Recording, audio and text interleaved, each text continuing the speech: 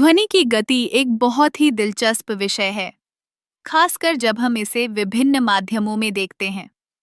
क्या आपने कभी सोचा है कि ध्वनि हवा में, पानी में और ठोस पदार्थों में कितनी तेजी से यात्रा करती है? यह सब कुछ उस माध्यम की प्रकृति पर निर्भर करता है जिसमें ध्वनि फैलती है। हवा में ध्वनि की गति लगभग 343 मीटर प्रति सेकंड होती है। यह गति तापमान, दबाव और आर्द्रता पर निर्भर करती है। जैसे जैसे तापमान बढ़ता है, ध्वनि की गति भी बढ़ती है। इसलिए गर्मी के दिनों में हम ध्वनि को तेजी से सुन सकते हैं। अब जब हम पानी की बात करते हैं, तो ध्वनि की गति लगभग 1482 मीटर प्रति सेकंड होती है। पानी एक घनत्व वाला माध्यम है और इसकी वजह से ध्वनि की गति हवा की तुलना में काफी अधिक होती है।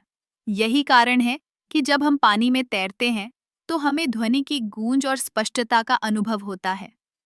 अब ठोस पदार्थों की बात करें। धातु जैसे ठोस में ध्वनि की गति और भी अधिक होती है। उदाहरण के लिए, स्टील में ध्वनि की गति लगभग 5000 मीटर प्रति सेकंड होती है।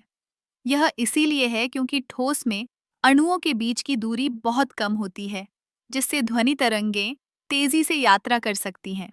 ध्वनि की गति का एक और दिलचस्प पहलू यह है कि यह माध्यम की तापीय और यांत्रिक गुणों पर निर्भर करती है।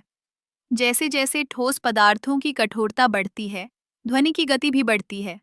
इसी तरह जब हम विभिन्न गैसों की बात करते हैं, तो उनके अणुओं की संरचना और दाब भी ध्वनि की गति को प्रभावित करते हैं।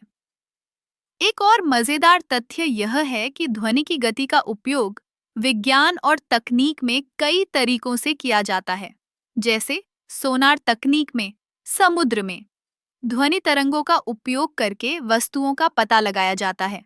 यह तकनीक मछली पकड़ने से लेकर समुद्री खोज तक में उपयोगी होती है। तो जब हम ध्वनि की गति के बारे में सोचते हैं, तो यह केवल एक संख्या नहीं है। यह एक जटिल प्रक्रिया है जो विभिन्न माध्यमों की भौतिक विशेषताओं पर निर्भर करती है।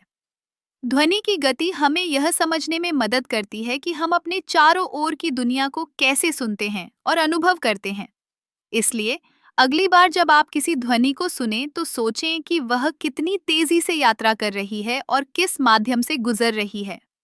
यह एक अद्भुत अनुभव है जो हमें हमारे आसपास की दुनिया के बारे में और अधिक जानने के लिए प्रेरित करता है।